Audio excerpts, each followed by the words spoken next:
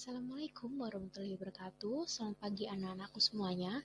Pagi ini dikarenakan saya ada kepentingan di luar yang mengharuskan saya meninggalkan kelas.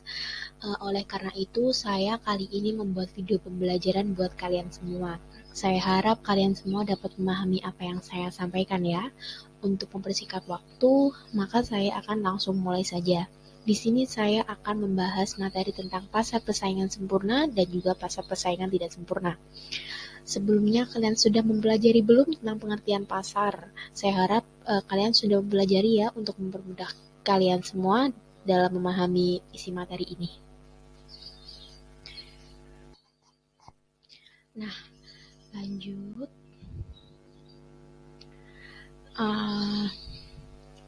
Di sini kita bahas tentang pengertian dulu. Apa sih pengertian dari pasar persaingan sempurna dan pasar persaingan tidak sempurna itu? Nah, di sini saya jelaskan satu persatu dulu ya, mulai dari pasar persaingan sempurna. Pasar persaingan sempurna yaitu suatu pasar yang dimana jumlah penjual dan pembelinya sangat banyak dan produk yang ditawarkan itu hanya sejenis. Jadi jumlah penjual dan pembeli banyak, tapi produk yang diperjualbelikan itu hanya sejenis atau homogen.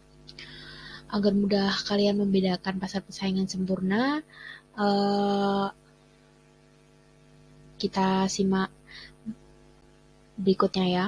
Oke, ini ciri-ciri dari persaingan sempurna, yaitu yang pertama, terdapat banyak penjual. Jadi gini, walaupun jumlahnya banyak, penjual di struktur pasar ini itu tidak dapat mempengaruhi harga. Penjual yang menjual barangnya di bawah harga pasar akan menderita kerugian. Nah, sementara apabila menjual di atas harga pasar, atau mahal, maka akan susah menemukan konsumen, sepi dagangannya. Nah, terus penjual yang merupakan perusahaan-perusahaan kecil ini bisa menentukan berapa kuantitas yang akan dijual. Jadi kayak bisa menentukan harganya berapa, terus patokan harganya berapa agar laku atau banyak diminati oleh konsumen. Terus yang kedua yaitu terdapat banyak pembeli. Sama halnya dengan penjual, pembeli di pasar persaingan sempurna pun tidak dapat mempengaruhi harga. Biaya yang harus dikeluarkan untuk satu barang atau jasa ditentukan oleh kekuatan permintaan dan penawaran dari pihak pembeli atau pihak konsumen ya. Lalu yang ketiga yaitu barang atau jasa bersifat homogen. Homogen itu sejenis dan tidak dapat dibedakan. Semua produk terlihat identik. Nah, misalnya gini, seorang pembeli tidak dapat membedakan apakah barang tertentu diproduksi oleh perusahaan A, perusahaan B, ataupun perusahaan C. Oleh karena itu, promosi dengan iklan ataupun poster itu tidak pengaruh. Jadi barangnya itu tidak tahu ya kita dari perusahaan mana, jadi kita tidak tahu. Lalu yang terakhir yaitu kebebasan penjual untuk mengambil keputusan harga ya. Jadi pemerintah pun tidak ikut campur dalam pasar persaingan sempurna dan juga tidak ikut campur dalam penentuan harga. Jadi yang menentukan harga yaitu seorang penjual. Lalu di sini saya mengambil contoh pasar sempurna yaitu perusahaan beras. Tahu kan perusahaan beras? Jadi produk beras itu merupakan kebutuhan pokok dan jumlah penjual dan pembelinya pun kan sangat banyak ya. Nah, kedua belah pihak ini tidak punya kuasa dalam menentukan harga beras. Nah, mereka menjadi pengikut harga atau price taker. Beras merupakan produk homogen ataupun sejenis. Kan beras kan ya itu aja. Dan setiap pembeli maupun penjual memiliki informasi yang lengkap. Dan sama tentang beras. Perusahaan yang memproduksi beras pun harus bersaingan dengan banyaknya perusahaan beras yang lainnya yang memiliki produk sama. Jadi kayak semisal ada beras merek merek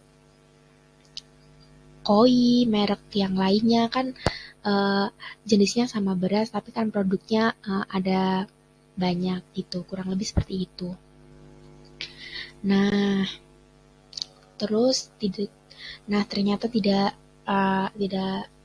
bukan hanya manusia aja yang tidak sempurna, melainkan pasar juga ada yang tidak sempurna.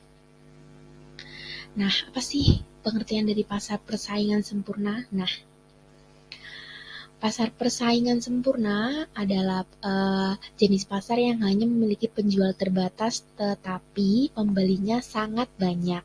Nah, tadi kalau pasar persaingan sempurna kan penjualnya banyak, pembelinya banyak. Kalau ini penjualnya terbatas tetapi pembelinya sangat banyak. Nah, barang atau jasa yang terdapat dalam pasar ini yaitu heterogen ya. Karena penjualnya terbatas, maka penjual menjadi pihak yang menentukan harga. Kenapa dikatakan tidak sempurna? Kenapa sih kok jadi pasar tidak sempurna? Hal ini dianggap karena kecacatan atau menimbulkan ketidakadilan dalam pasar. Nah, di sini juga ada ciri-ciri dari pasar persaingan tidak sempurna, yaitu satu, ketidakseimbangan antara penjual dan pembeli. Nah, dalam persaingan pasar tidak sempurna ini, tidak hanya terdapat satu atau beberapa penjual yang jumlahnya lebih sedikit dari pembeli. Kondisi ini yang menyebabkan penjual lebih memiliki kuasa di pasar. Kayak kan apa ya, penjualnya kan terbatas. Jadi penjual itu lebih memiliki kuasa pada pasar tidak sempurna ini. Lalu yang kedua, penjual menentukan harga di pasar ini. Penjual lebih berkuasa dan hanya sedikit pihak yang memengaruhi pasar, sehingga penjual bebas dalam menentukan harga.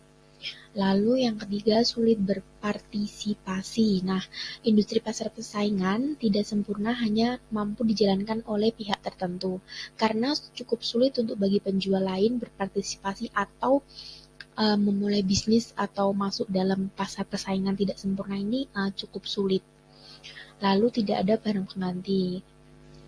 Minimnya kebebasan untuk berpartisipasi atau masuknya sulit ini dalam pasar membuat ketersediaan atau pengganti produk dengan fungsi dan manfaatnya sama-sama sulit untuk dicari ataupun bukan didapatkan, tapi lebih ke sulit dicari aja ya. Lalu saya mengambil contoh dari pasar persaingan tidak sempurna ini. Contohnya pasar saham. Nah, pasar saham itu merupakan salah satu contoh pasar persaingan tidak sempurna ya. Karena apa? Karena pasar saham bisa dipengaruhi oleh beberapa faktor seperti pemodal yang membeli saham dalam jumlah besar serta faktor eksternal lainnya. Selain itu, dengan adanya orang tertentu yang memiliki akses informasi lebih cepat dan dari investor lainnya, membuat pasar saham tergolong pasar persaingan yang tidak sempurna. Nah, ternyata pasar persaingan tidak sempurna itu belum cukup sampai di sini. Ternyata juga masih memiliki ciri-ciri pokok lagi ya, yaitu adanya pasar monopoli. Apa sih itu pasar monopoli? Pasar monopoli itu terdiri dari kata mono yang artinya satu dan poli yang artinya penjual. Ya, sesuai dengan namanya, pasar ini hanya ada satu penjual, berlaku sebagai penentu harga karena tidak ada yang menyaingi dan barang yang dihasilkan tidak memiliki barang substitusi, contohnya PLN, PDAM, PT KAI, dan Pertamina. PLN kan di Indonesia hanya satu ya, tidak ada cabang ataupun yang lainnya. Lalu yang kedua yaitu pasar oligopoli. Nah, kalau pasar oligopoli ini dikuasai oleh beberapa perusahaan, namun jumlah barang yang ditawarkan tetap homogen atau sejenis. Nah, pasar oligopoli ini biasanya dilakukan dengan bentuk upaya atau menahan perusahaan potensial untuk dapat memasuki pasar gitu. Jadi contohnya kayak industri motor, air mineral, industri rokok, dan lain-lain. Kan contohnya rokok itu kan jenis rokoknya cuma satu, tapi mereknya ada banyak, kurang lebih seperti itu. Nah, saya kira penjelasan dari saya sudah cukup. Mungkin kalau kalian sudah belajar ataupun menyimak, mungkin ada materi yang kurang, kita lanjut ke tugas saja ya. Saya beri tugas yang nanti akan saya kirim linknya di Google Form.